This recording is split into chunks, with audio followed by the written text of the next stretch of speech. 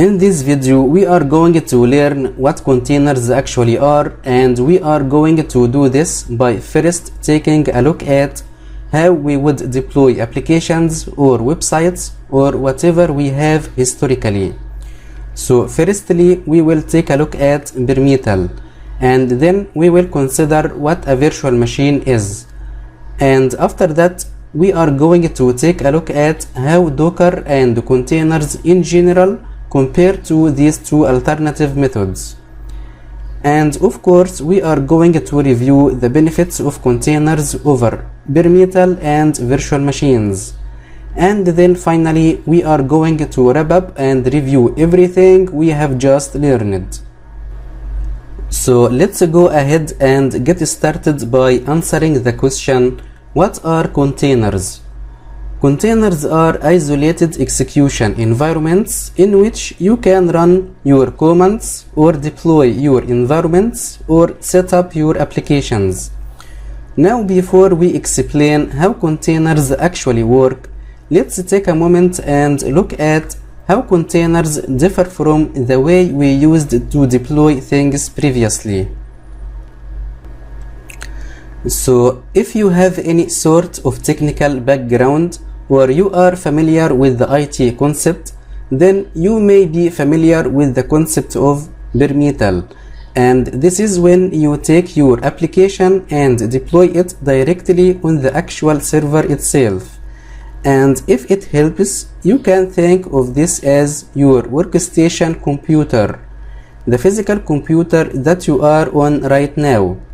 It's the actual physical computer that's there, and for bare metal there is no virtualization at all.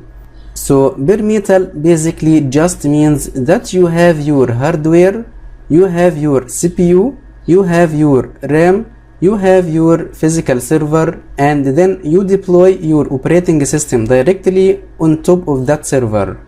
After that, on the operating system, you have all your prerequisite libraries and the things you need to deploy your application, and then you have your application itself, and it just sits on that computer and it's not isolated from anything else on that machine. Also, the major drawback to deploy the application using that approach is that the application's dependencies are engaged with the runtime environment. That means the application may be getting crashed when any updates or patches are applied to the base operating system. So then we moved away from bare metal and moved into the idea of virtual machines. And this is where we begin to start virtualizing things.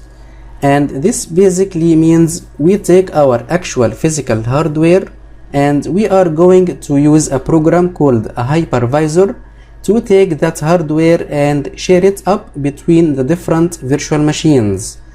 And each virtual machine will have its own operating system. And on that virtual machine, it will also contain its own libraries and its own version of the application. So this means if you need to scale, you will simply add more virtual machines.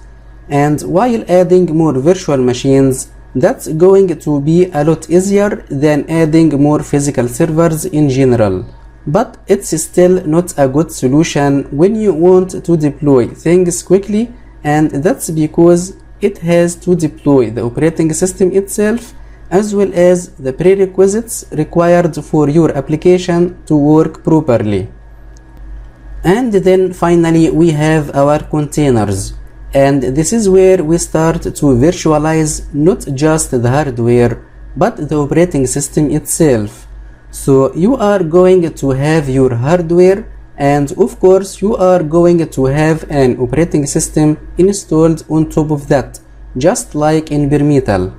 Or of course, there is nothing stopping you from hosting containers on a virtual machine either. And then the container engine platform that sits on top of that operating system is going to leverage the existing kernel of that OS. So the container can run on top of that. Then when the containers are deployed, it has less to deploy. It doesn't have to deploy a full operating system. Instead, it will deploy the application and the prerequisites libraries needed by the application to make it run properly. So those libraries and that application stored in our containers are still fully isolated, and while they can talk to each other, it's going to be as though they were working over a private network, not as though they were two applications sitting on the same server, even they are technically sitting on two containers on the same server. Now let's move on and explain the benefits of container technology. Containers have a lot of benefits when it comes to comparing them to bare metal and virtual machines. Firstly, containers are quicker than virtual machines and bare metal servers. We already mentioned that when we deploy a container, it doesn't have to deploy that full operating system like virtual machines. And of course, you don't have to set up an actual physical server like bare metal. So instead, when you need to deploy something via a container, you can really save a lot of time when you use containers instead of waiting for a VM to provision. Secondly, containers are also very consistent. That means all of the libraries and application requirements are going to be packaged directly in the container. And ideally, when you have an application containerized, all you are going to need to do is share what's called a container image. And that container image is going to contain the application and its prerequisites required to make that application work properly. So once we deploy it, we are not going to have to actually go into the container and do anything. We are just going to have to run that container, and all of that configuration is going to be taken care of for us. Which also means if we share that container image with our friends, then they are going to be getting the exact same application that we have. So that consistency level is going to be really high, and that's going to solve a lot of potential issues that you can get when you hear people saying things like, well, it worked on my computer. Well, with containers, it's going to work on everyone's machine the exact same way. And then finally, deploying containers are simpler than deploying virtual machines. Now we already mentioned that when we deploy containers, these deploys are based on images, and these images contain everything we need. So no need to provision new VM with new OS to deploy our application. So to review, we know that containers are isolated execution environments, which is operating system level virtualization. So while they will contain their own operating system, they will still leverage resources from the underlying one. We know this means that our libraries and our applications will be isolated in a namespace, even if some of our resources are shared, and that containers are faster to deploy and use few resources than more traditional methods such as bare metal or using virtual machines. That's to conclude our session. See you next video. In this video, we are going to talk about container use cases and explain why do we prefer containers over something like virtual machines. Containers can help us solve a lot of common problems that we encounter as administrators or DevOps engineers or developers. These problems such as dev-prod parity and the need to migrate servers. Containers also help us build microservice-based architectures. They can help us create elastic and self-healing architectures, and they just fit with the CI/CD pipelines. Well, let's get started by looking at how containers can help us solve the "it worked on my computer" problem. And this is because when you are deploying using containers, the container running in your production machine is going to be the same container that's running on the developer machine. So if these are based on the same container image, then we can expect the result regardless of the hardware and the operating system used on both production and developer machine. Also, it doesn't matter what libraries they actually have installed on their underlying base operating system, because in the container image we have our application and the prerequisites needed to make that application work properly.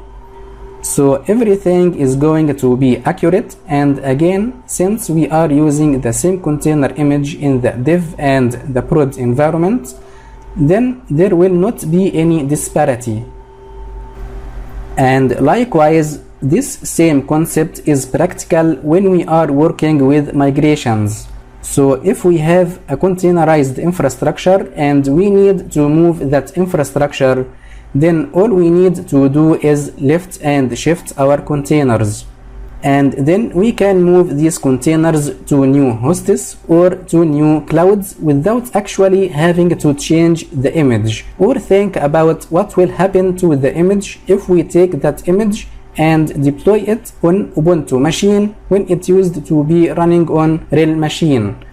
Because again, it's all packaged in the container image, and what's going on in the deployed container is not going to change regardless of the underlying operating system, which means we are also able to redeploy things quicker if we need to migrate. And on the opposite, when we are migrating from a virtual machine to another virtual machine, we have to wait for that full provisioning and configuration management to run. But instead all of that, the container image is already pre-packaged. It just takes that container and it's going to deploy that container without having to wait for a full OS to install and for any provisioning to happen. Of course, containers don't just make deploying things quicker and easier. They can also change how we actually architect our application as a whole. So traditionally, when we built an application, it would tend to be a monolith, which means everything in that application is stored together. So you will have the user interface, and then you will have all of the services packaged in one container. But what if only one of those services, like the database, requires a lot of resources and our database is already packaged with the application as a whole? In this case, when we need to scale up, we are going to have to scale another version of that application. So we are going to have another full application container that's going to contain another copy of the UI and another copy of all of the services that are packaged with it, not just the database. But if you move away from monolithic architecture and instead store each service and UI component in its own container, then you will be able to scale each component individually. So if it's the database and nothing else that really requires more resources, then you are able to add more database containers without having to duplicate services that are working just fine. Using that approach will really save a lot of resources in the long run, because again, you are not making duplicates of services that don't need to be expanded when it's only one component of the application that's really being problematic or needs additional resources. Now moving on, while containers do isolate, containers don't work in isolation. So what does this mean? This means that most often we are using containers within a DevOps context, which means we are using them with other DevOps tools such as orchestration and other monitoring tools that will really help us to manage our deployment. And especially when we integrate the containers with the orchestration and monitoring tools, we can create an elastic architecture. So what does this mean? This means we are going to monitor our containers for CPU, memory, data usage, and other metrics And if we are using too much CPU, or if we are using too much memory, or if our read-write times for our data is getting too slow, then we can scale out. So basically it just means that our monitoring system is going to watch for certain metrics, and if let's say our CPU hits 80% and that metric we denote it as problem, then our monitoring component will notice that, and then it's automatically going to tell the orchestration system to scale out and add another containers so that CPU load can then be distributed among them. And likewise, the orchestration tool can be configured to scale in. So if our CPU usage drops down to 10% on our 2 containers, so the orchestration system will see that and then remove the additional container to save resources, and then move everyone back on that single 10% CPU container that can handle all the traffic. Likewise, we can also configure the same kind of setup to enable a self-healing architecture. So it's the same concept. You are going to be monitoring your container for when services go offline or when certain errors are received, depending on what your application does. And then once that happens, it's automatically going to terminate that container, so there will not be any need to troubleshoot the container itself. It's just going to get removed, and then it's going to get replaced with another healthy container. Keep in mind that, of course, if there is something wrong with the underlying container image, you are still going to have to go ahead and troubleshoot that image. Then finally, we can leverage containers with the CI/CD, or continuous integration and continuous delivery pipeline as a whole, just because the deployment and the creation of container images and containers in general really fits with the whole CI/CD pipeline concept. And it's the idea of being able to push a change to your application or your code to a centralized repository like GitHub, then automatically have that change detected via your CI/CD pipeline tool such as Jenkins. So something like Jenkins will notice when you make a push to GitHub for your application, and then it can automatically start a build that's going to create a new Docker image based on that change. And if you have it set up to do testing, then it can test that image to make sure it works properly.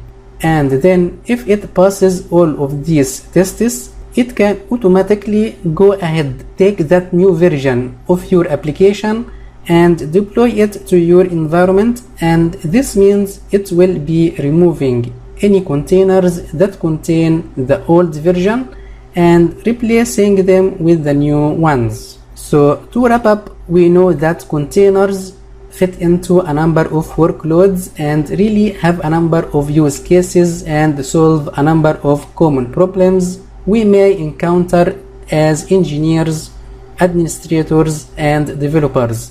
And these include solving the dev-prod parity problem, migrating infrastructure, and working with microservice-based architectures, as well as helping us make sure our architectures and our infrastructures always up and running by making them elastic and self-healing. And then, of course, we know that containers can be used with CI/CD pipeline in general.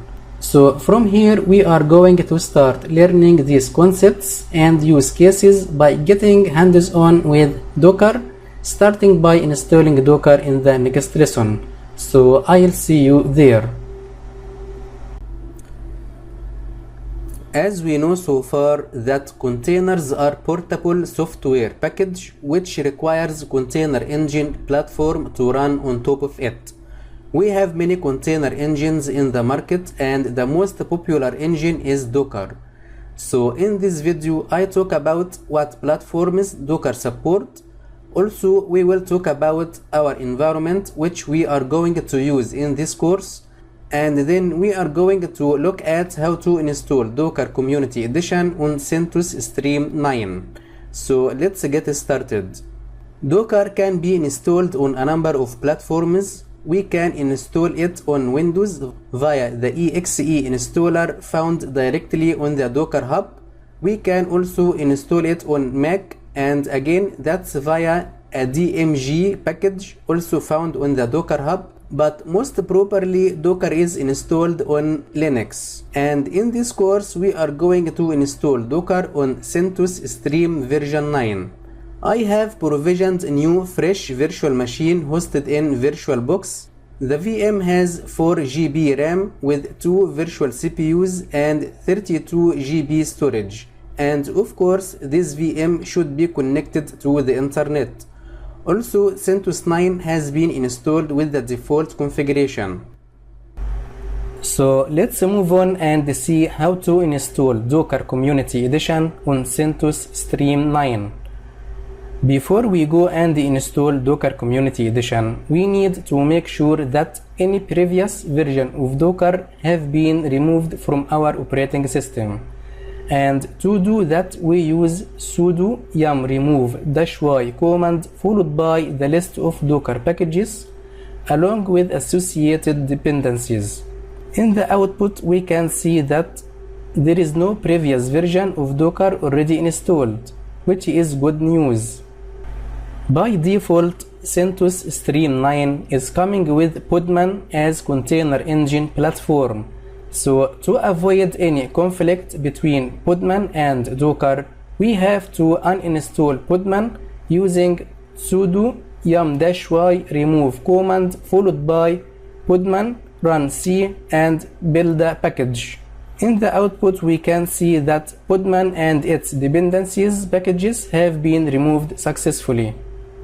Now there is some prerequisite tools we need to go and install.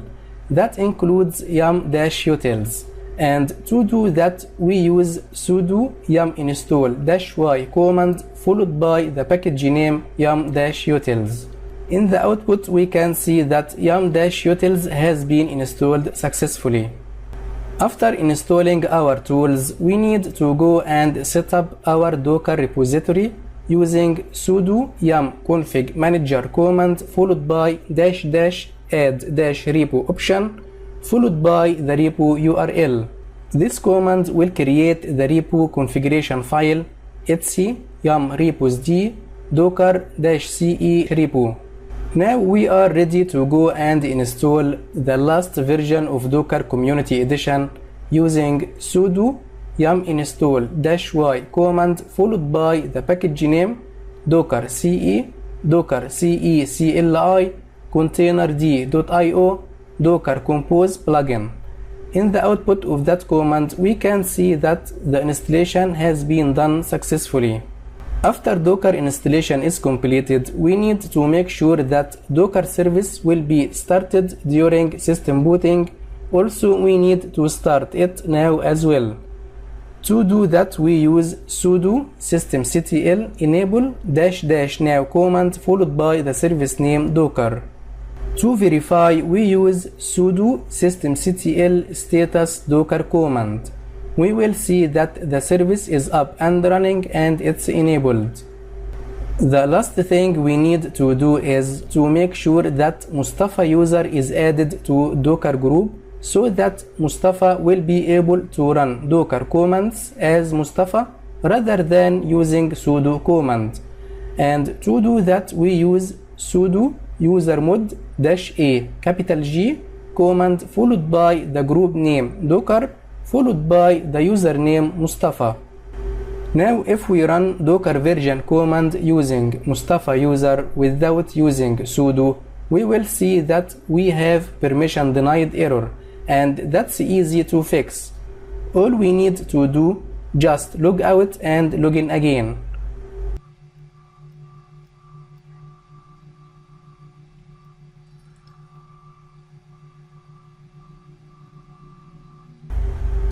Let's open new terminal and run docker version command. We will see that the problem is fixed. Now Docker installation has been done successfully. So to summarize, we know that we can install Docker on Windows, Mac or Linux. And if we are going to install Docker on CentOS Stream 9, then all we have to do is remove any existing older version of Docker and also remove Podman package. After that, install the prerequisite packages and add Docker repository. Then just install the packages we need, such as Docker CE, Docker CE CLI, containerd.io, and Docker Compose plugin package. Then start Docker service and enable that service to be running during system booting. And of course, finally, if we want to run Docker without sudo, all we have to do is add the desired user to the Docker group. So that's to conclude our session, and in the next lesson we are going to get a high level overview of how Docker works by running our very first Docker container. So see you next video. In this lesson we have Docker installed, so we are going to go ahead and launch our first container, and we are going to do this using the Hello World Docker image. And this image is provided by Docker to test and validate Docker installation. And also we will explain an overview of what's happening in the background when Docker runs. So let's move back to our terminal and see how to deploy our first container. Firstly, keep in mind that Docker environment is managed by Docker command. And if we type Docker command followed by tab key twice, then we will display the list of subcommands which are used with Docker.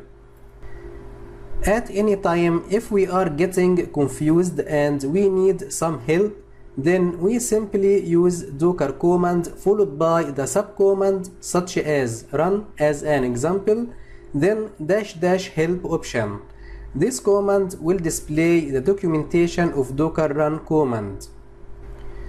Now to run a container, we simply use Docker run command followed by the image name hello-world. Once this container runs, it will display hello from Docker message. Also, it will display what actually happens when we run Docker command. So let's go ahead and explain what's happening when we execute that command. Firstly, Docker client will contact Docker daemon to say that we want to execute Docker run command to launch this hello world container. Then Docker daemon will try to locate the hello world image on our local computer, and we can define Docker image as a template that contains the application and all the dependencies required to run that application. So Docker daemon will look for that hello world image that we specified, and since it cannot find it locally, it instead will pull the image from Docker Hub. And Docker Hub is a cloud-based repo in which we can store our container images. And now, once this image has been pulled down from Docker repo, then the Docker daemon is going to create a container based on this image. And this is the step that runs the executable that displayed the output message.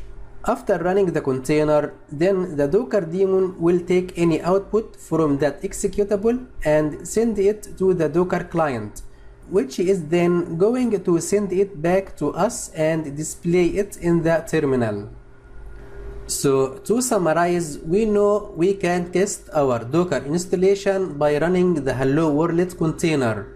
And this Hello World container is going to provide us with the high-level overview of how Docker works. Simply, Docker client will send the task we specify in our command to the Docker daemon. After that, the daemon will look for any needed images, and if it's not found it locally, then it will pull the image down from the Docker repository, which is called the Docker Hub. and then it deploys the container based on that image, which then runs the executable or a single command that we have defined to get that container up and running. So now that we have Docker setup and we know an overview of how it works, then in our next section we are going to start learning how to actually manage and work with containers throughout their life cycle. So see you next video. In our previous lesson, we launched our first container, but there is a little bit more to launching containers than we just demonstrated. So in this lesson, we are going to go ahead and we are going to explore the various ways that we can actually set our containers to launch. So we are going to take a look at general launching and listing. We are going to look at how we can launch and immediately interact with our containers, as well as how we can launch and have our container run persistently in the background. And then we will explore how we can work with both temporary containers and more persistent containers that will start if our server shuts down automatically. And then finally, of course, we will have our end of lesson wrap up. So let's get started and go ahead and access our terminal. So in our last lesson, we launched a container using docker run hello world. And we saw that container automatically output some information for us about how Docker works. But what happened to that container afterwards? Is that container still running?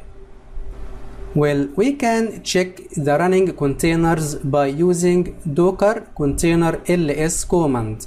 And in the output of that command, we can see that we actually don't have any running containers. And maybe that behavior is exclusive to the hello world container. So let's run something else. Let's do docker run alpine to run another container using alpine image, which is a very small Linux distro. And let's see what happens, and it's going to pull down the alpine image from the docker hub. But now what happens if we do docker container ls command again to see what containers we have running? We will see that there is still no containers there. So what's going on there?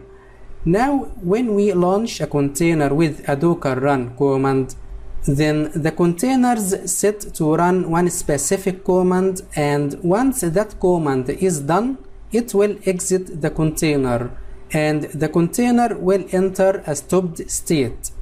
So when we run our hello world container, that initial command that's run is the command that sent us the output we saw that describes how Docker works.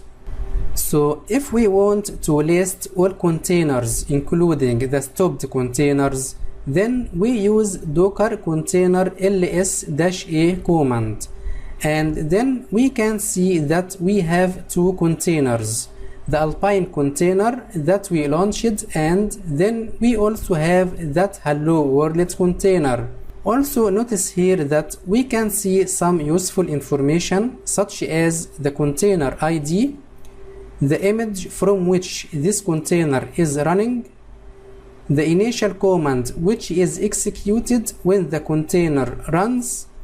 Also we can see the age of the container and its status. Plus we can see the ports of the container which can be used to access the container through the network. And finally we can see the container name generated randomly by Docker. So what happens if we want to run a container and we don't want it to exit immediately? And instead of starting our container running a command, we want to actually access the command line of that container. In this case, we can use docker run command with some flags such as -i for interactive and -t to open TTY terminal inside the container. And also we want to assign a specific name for our container. For that we use --name option followed by the name such as demo_1. And then finally we define the image name Alpine, which is a small Linux distro image. Now when we run this command, it's going to open a shell inside our container called demo_1. And that container has been created from Alpine image. So of course from here we can interact with our container like any server. So if I want to upgrade the server, then I can run apk upgrade command, and apk is just the package manager for Alpine. Then what will happen if we exit this container using exit command? And let's go ahead and do docker container ls again to list the running containers. Of course we will see that the container is stopped. So what happens if we want to run a persistent container? Let's say we have a container that contains a web application that we need it up and running all the time. Well, in this case we can leverage the -t flag again, but this time we are going to pair it with -d, which will set the container to detach or run in the background. And the -t will ensure that it has a persistent IP address and everything we need for that container to persist. Also, if we need that container to be running automatically during system boot, we use --restart option followed by always flag and --name option to assign a name for our container as bg_container. And finally the image name Alpine from which this container will be running. In the output of that command we can see that's our container ID, which has been generated for our container. If we run docker container ls command to list the running containers, then we will see that bg_container is still up and running. So to review, in this lesson we learned a variety of ways to launch containers, including just your regular docker run, but we also learned how to pair that with the -i-t flag to ensure we can drop into a working shell. We learned how to make sure the container runs in the background with -d, and then of course we also learned how to make sure our container always restarts when our overall host server shut down or something happened to our container. And then finally we learned how to provide our containers with nicknames so we can work with them easier and not have to deal with the randomized generated names that Docker provides for us. That concludes our lesson. See you next video. At this point, we explained how to launch a number of containers, but how can we actually access and work with these containers if we need to change anything inside the container itself? So in this lesson, we are going to learn how to start one of our many stopped containers, and we are going to look at how we can run commands on a running containers, as well as how to directly access a shell on our containers, before finally learning how to copy files and then going through our normal lesson wrap-up. So let's get started by jumping on our terminal.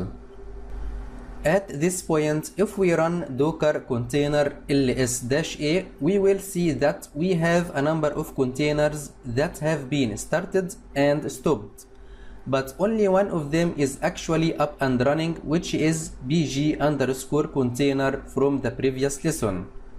So let's say we want to start one of our stopped containers. And to do that, we just have to run docker start command and then define the name of the container we want to work with. And in this case, let's work with our demo_1 container.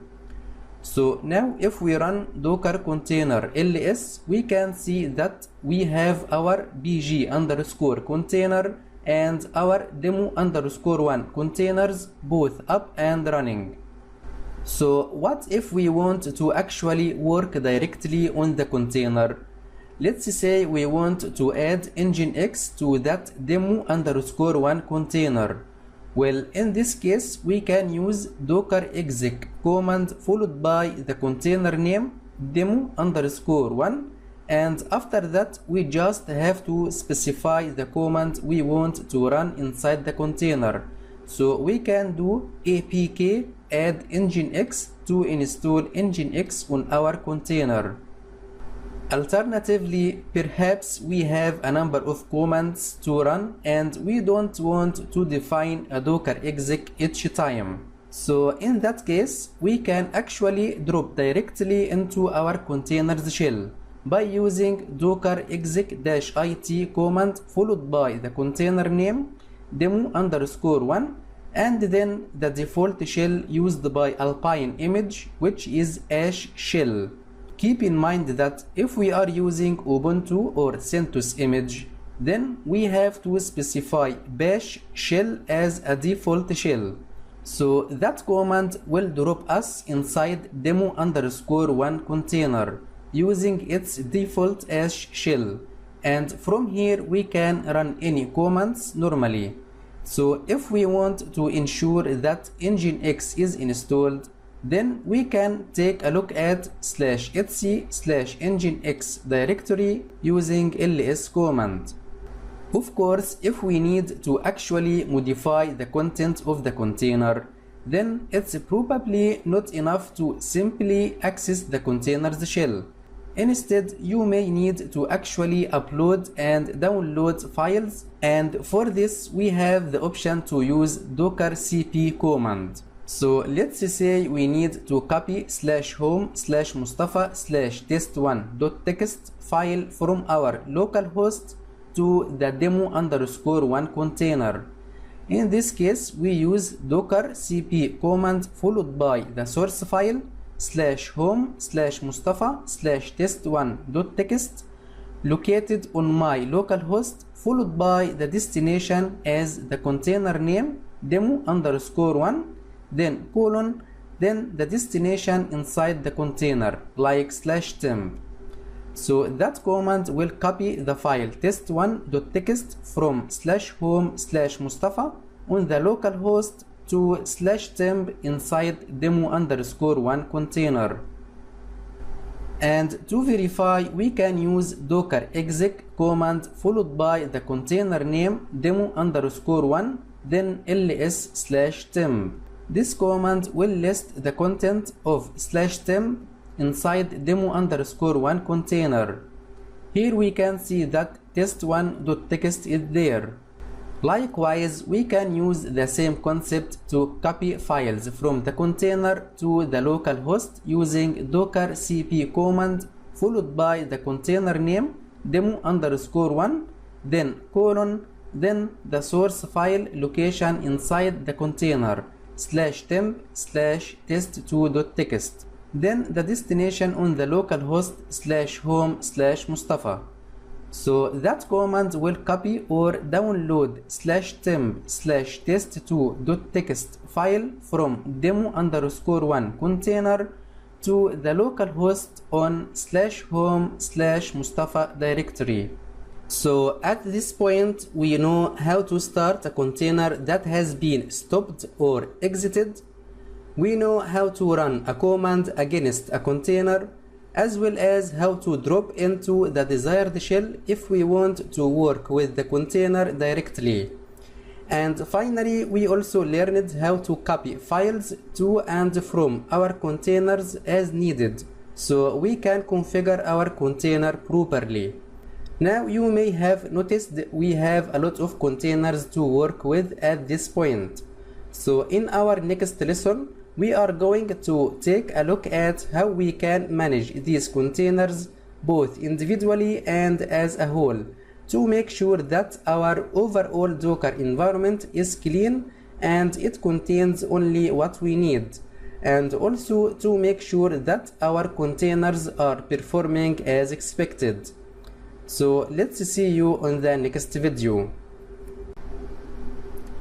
At this point, while we have two containers up and running, and I am sure you know that we have a number of stopped and exited containers, so in this lesson we are going to look at how we can manage our containers so our environment will contain only what we need. So we are going to do this by taking a look at how we can stop and start containers, which we have touched on a little bit already. We are going to look at how we can remove unimportant containers as well as how to rename containers. Then we will explain how to view container metrics, and then finally we will wrap up everything as usual. So let's get started by opening our terminal. Now if we do docker container ls, we know we have our bg underscore container and our demo underscore one containers are both up and running. But at this moment, we really only want to keep our demo underscore one container because that's the container that we are going to keep working on. So in this case, we are going to start this lesson by stopping our bg underscore container using docker stop command followed by the container name bg underscore container. To verify, we use docker container ls command to list the running containers, and in the output of that command we can see that we have only demo underscore one container up and running, which means we are now good to go ahead and remove any of the containers that we don't need. So if we know that we don't need our bg underscore container, so we can remove that container using docker container rm command followed by the container name bg underscore container. And to verify, we use docker container ls-a, we will see that bg underscore container is deleted. In case we have many stopped and exited containers and we need to delete all of them, in this case we can use docker container prone command. And since that command will delete all of the stopped containers, then it's recommended to make sure that all of your stopped containers are the ones you don't want by using docker container ls-a command to list all the containers including the running and stopped ones. Once we run docker container prone command, it will give us this lovely warning to confirm that we are going to delete all the stopped containers. And since that we need, we will type a y and then enter. Now to verify, let's run docker container ls-a command. We will see that all the stopped containers have been deleted and we have only demo underscore one container which is up and running. And now from here we are going to be almost exclusively working with our demo underscore one container, but we most likely want to give this a little bit of a better name. For example, we know that we are installing Nginx on that container, so it seems like a web container, so let's call it web1 instead of demo underscore one. And to do that, we use docker rename command followed by the old name demo underscore one, then the new name web1. Now to verify, we use docker container ls, and in the output we can see that our container has a brand new name, but nothing else has been changed. It still has the same container ID, and it's still created many days ago, and it's still up the same amount of time. Now, as long as our containers are up and running, we will need to know some information about these containers. And while of course you can set up an entire monitoring tool like Prometheus or Zabbix, also Docker provides some simpler ways just to check our CPU memory and process information, and we can do this by running docker states command. That command is going to return information for all of our running containers, including the container ID, the container name, the CPU usage, the memory usage, plus the network and the block ID information. This useful information can help us troubleshoot and manage our containers. And to exit from this command, just press Ctrl C. If we are interested in getting the same information for a specific container, then we can use the same command docker states followed by the container name web1. So again, to review, we learned how to start and stop our containers with a docker start and stop command. We can also restart containers with docker restart command. And we learned how to remove a container with docker rm, as well as remove all stopped containers using the docker container prone command. And then of course we also learned how to rename containers using docker rename command. Then finally we learned how to get and view statistics for our running containers using docker states command. So at this point we now have an almost fully configured web container that we can use to launch a website.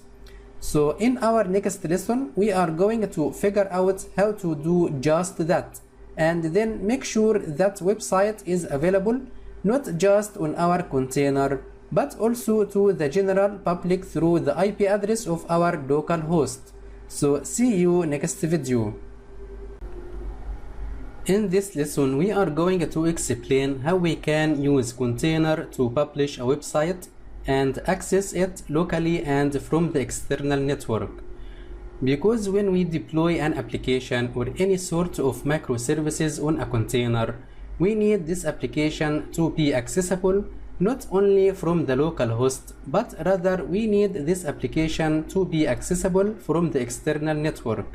So in this lesson we are going to take a moment to learn how we can discover certain information about our container, like the container IP address.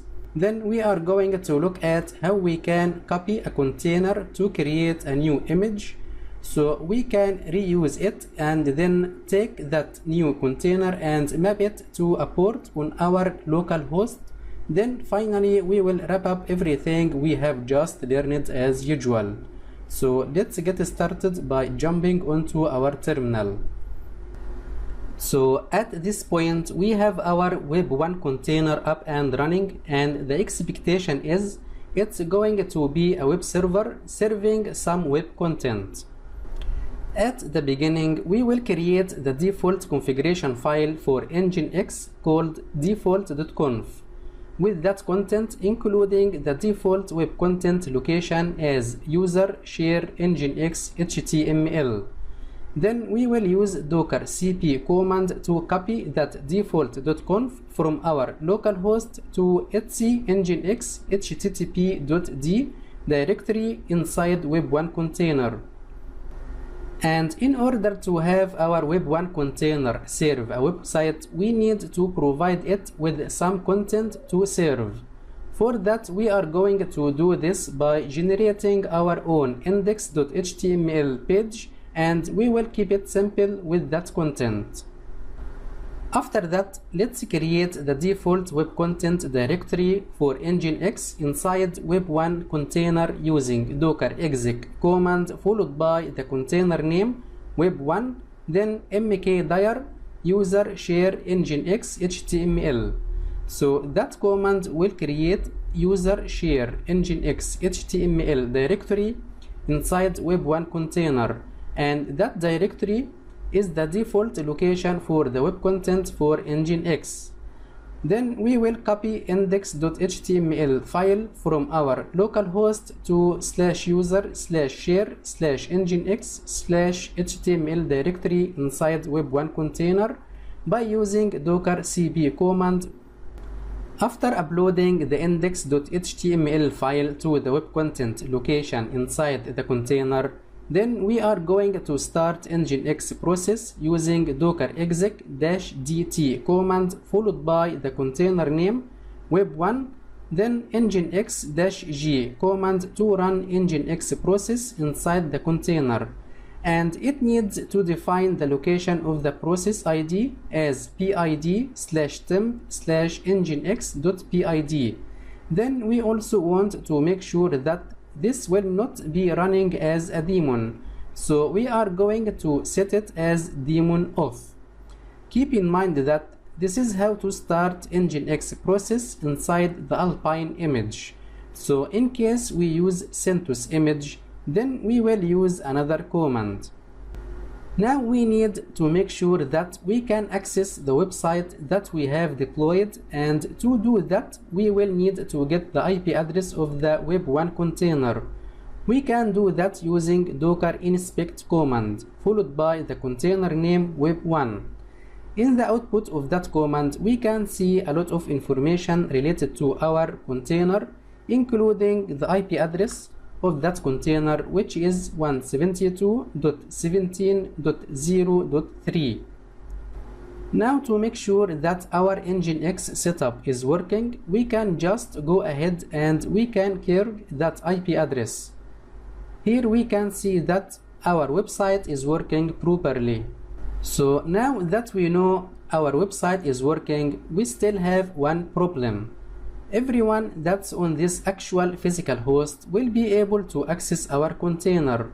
I mean that we can access our website locally from our local host. But what if we want to publish our container to the world so that anyone can access the website from the internet? So to access the website from the internet, we will need to do something called port mapping, which means we will map a port on our host to a port inside the container. But before doing that, let's create a new image from the running container web1 to use the same nginx configuration. And to do that, we use docker commit command followed by the container name web1, then the image name webbase. So that command will create an image called webbase from the running container web1. That means the webbase image will contain the index.html and default.conf files we have just created. Then from that webbase image, we can go ahead and launch a new container called web2 using docker run command followed by -p option to map our ports. So now it's port 80 on our local host that we want to map to port 80 inside our container. Then -dt to make sure that our container launches in the background. Then --name to provide a name for our container as web2.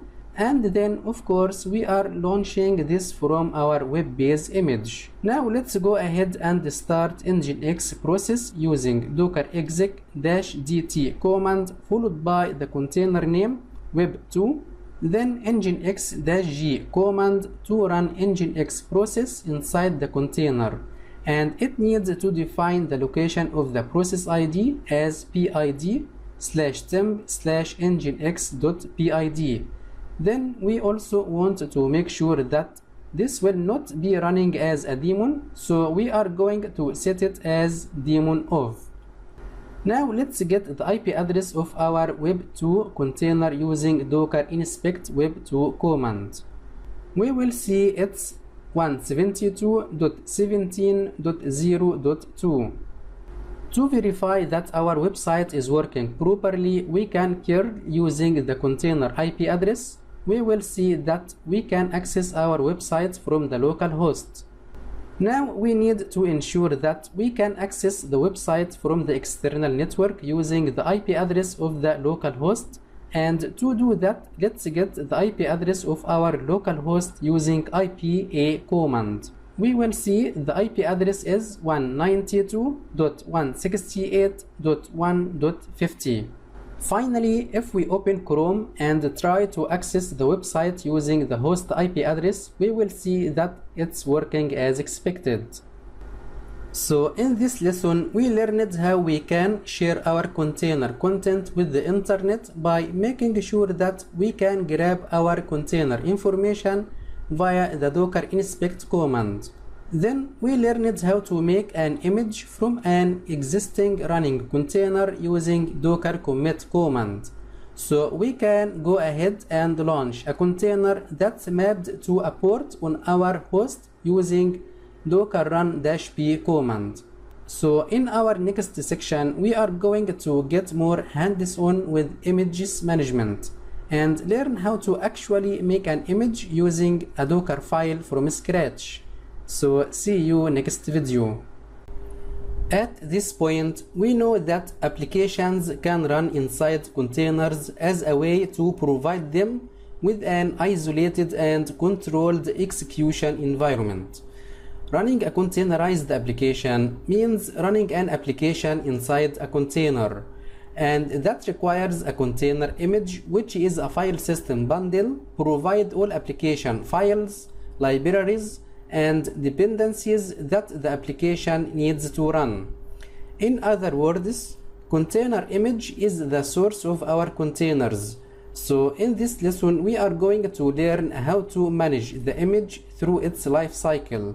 We are going to explain how to search for an image and pull down this image. Then we will learn how to delete old images, and finally we will go ahead and explain image tagging concept before wrap up everything we have just learned. So let's get started by jumping onto our terminal. As we know so far that these container images are stored in online registries such as Docker Hub, which allow users to search and retrieve container images. Docker users can use the search subcommand to find available images from the remote or local registry by using Docker search command followed by the image name like Nginx. So that command will search for Nginx image in the Docker Hub online registry and display the available Nginx images with some useful information such as the image name, along with short description about that image. Also, we can see the Nginx official image maintained by Docker Hub, and we can see another Nginx images maintained by other users such as Ubuntu/Nginx image, which maintained by Ubuntu. After finding the image, we can use Docker to download that image. When using the pull subcommand, Docker will fetch the image and save it locally for future use. So Docker pull Nginx command will download the latest official version of Nginx created and maintained by Docker. In case we need a specific version of Nginx maintained by another user like Ubuntu, then in this case we have to specify the username then / the image name, such as docker pull ubuntu/nginx. After downloading the image, Docker will store the images locally and we can list them with the docker images command. In the output of that command, we can see the image name, the image tag which defines the image version, the image unique ID, and when the image has been created, and finally the image size. Keep in mind that any container image downloaded from a registry is stored locally, and this behavior avoids repeating image downloads and minimizes the deployment time for a container. Docker also stores any custom container images you build in the same local storage. Any image has a tag which defines the image version. So the image tag is a mechanism to support multiple releases for the same image. This feature is useful when multiple versions of the same software are provided, such as a production-ready container or the latest updates of the same software developed for community evaluation. And if the image name doesn't contain a tag, then the tag value defaults to the latest version. So if we need to download or use a specific image version, then we have to specify the tag in the command.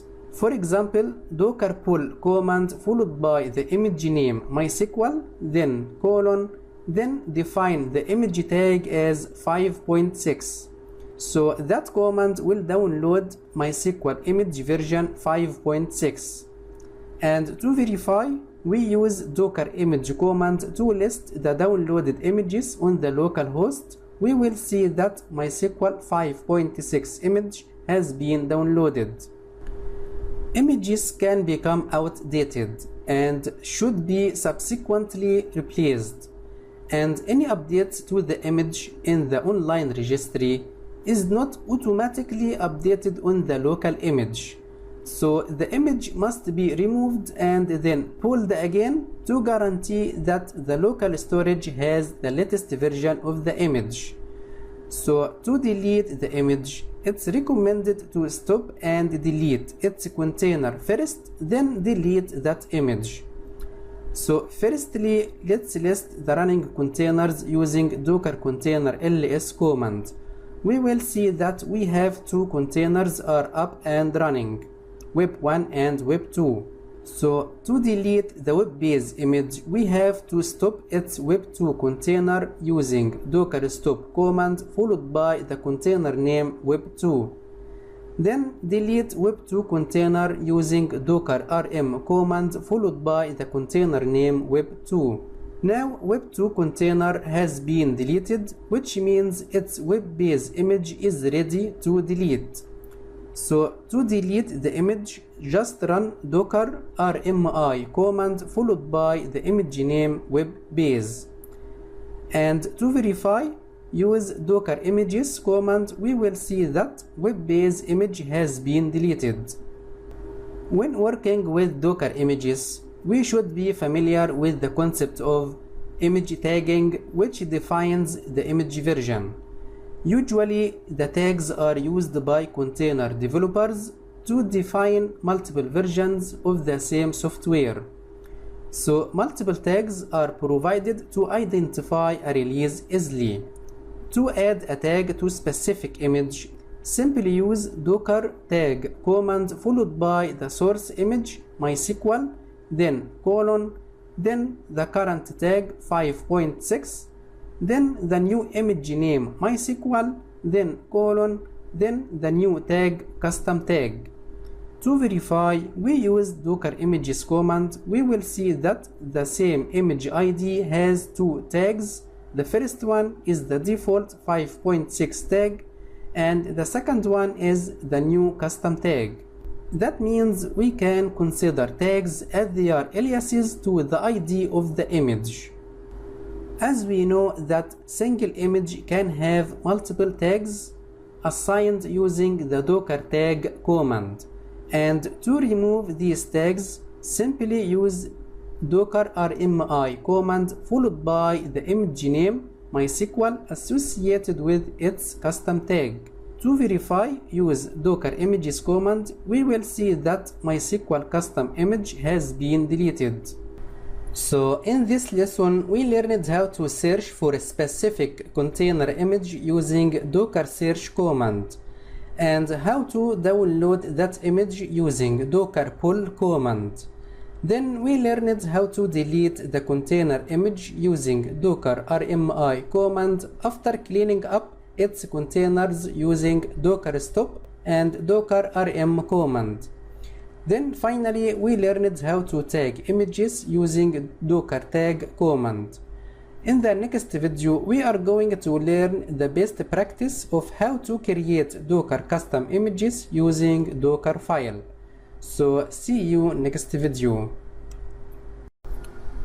In the previous lessons, we explained one method of creating container images, which includes create the container, then modify that container to meet the requirements of the applications to run in it, and then commit the changes to a new image. This option is straightforward, and it's a good option for using or testing very specific changes. but it doesn't follow best software practices like maintainability, automation of building, and repeatability. So ideally, all container images should be built using a Docker file in order to create a clean and lightweight set of image layers without log files, temporary files, or other artifacts created by the container customization. So the Docker file is a mechanism to automate the building of the container images. Now let's jump onto our terminal and see how to create a Docker image using Docker file. Firstly, we will use mkdir command to create a working directory called Linux. This directory will contain all files needed to build the image, and creating an empty working directory is the best practice to avoid incorporating unnecessary files into the image. Also, for security reasons, the root directory / should never be used as a working directory for image builds. Then use your preferred editor and create a new Docker file with capital D inside the working directory. As we can see, that's a text file that contains the instructions needed to build the image. Lines that begin with a hash are considered as comments. The comments inside Docker file consists of two parts. The first part is the instructions, which are not case sensitive, but the convention is to make instructions all uppercase to improve visibility. And the second part is the argument.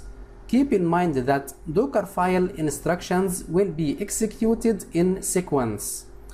Now let's move on and explain the Docker file content in more details. The from instruction defines that the new container image will be created from the latest version of fscm/CentOS container base image, which means this CentOS image will be used as a parent for our custom image. Below the from instruction, add the maintainer instruction to set the information about the image creator, such as his name and his email. Then below the maintainer instruction, add the label instruction to add short description about the new image. After that, add run instruction with a DNF update command to update the container OS and DNF install command to install Apache on the new container. Then add run instruction to replace the contents of the default HTTPD home page using echo command. After that, use the expose instruction below the run instruction to define the port that the container will listen to when the container is running. In this instance, set the port to 80 because it's the default for Apache server. Finally, use the entry point instruction to set HTTPD as the default entry point that defines the initial command which will be executed when the container is running. Now let's save and exit the file. After creating the Docker file, we are ready to build our custom image, and to do that we use docker build command followed by -t option to define the name of the new image as http-custom, then colon, then define the tag for this image as v1.0, then dot, which defines the current working directory which contains the Docker file. In the output of that command, we can see that each instruction in the Docker file creates a new image layer, which means having too many instructions in a Docker file will create too many layers, and as a result that will create large images. Now docker build command has been done successfully. If we use docker images command to list the local images, we will see that http-custom image has been created with v1.0 tag. Also, we can see the parent CentOS image from which our http custom image has been created.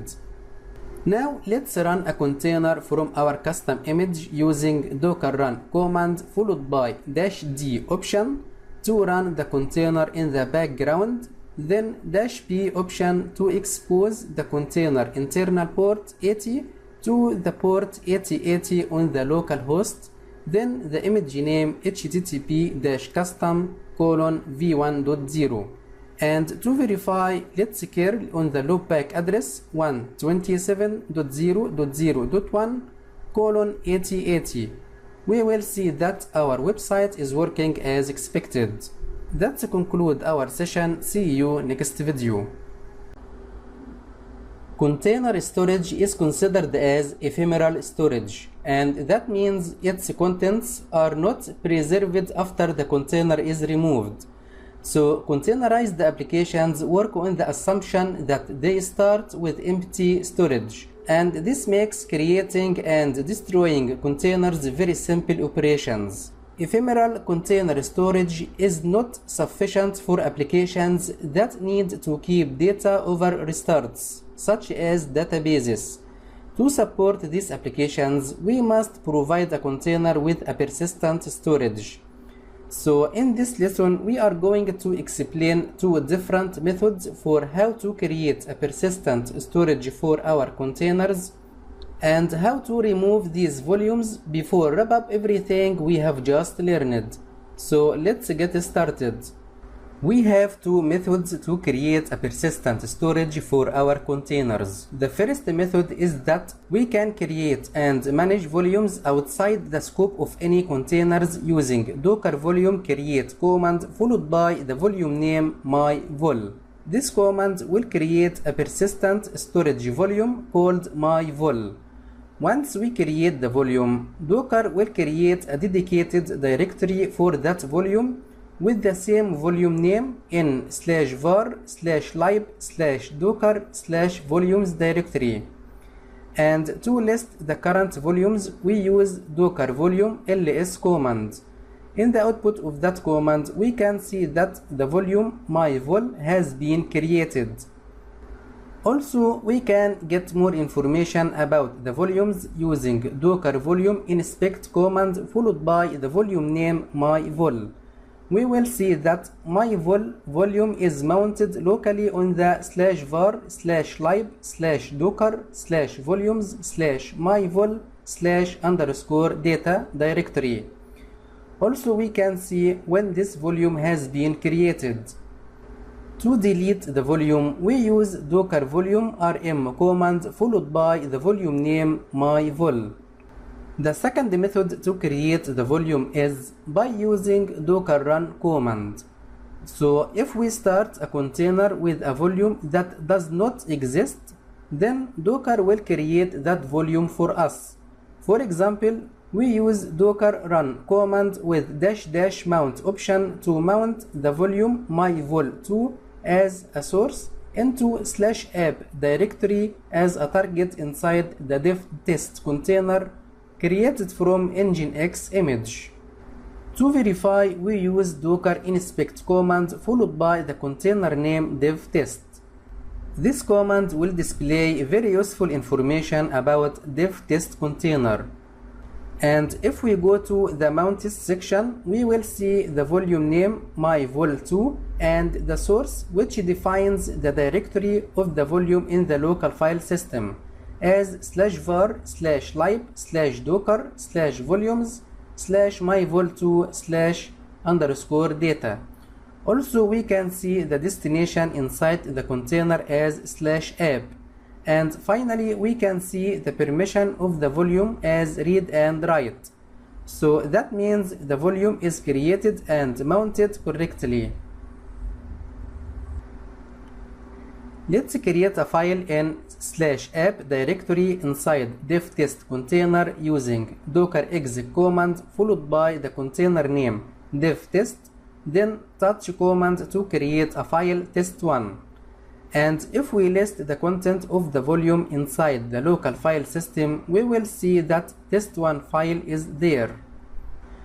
Now if we stop the dev test container using docker stop command, then remove that container using docker rm command we will see that we still have the file test1 in the volume myvol2, which means the original content is still accessible even if its container has been deleted. So in this lesson we explained how to create Docker volumes using Docker volume create command and how to remove these volumes using Docker volume rm command. And then finally we learned how to create these volumes when running the containers using Docker run command. That concludes our session. See you next video.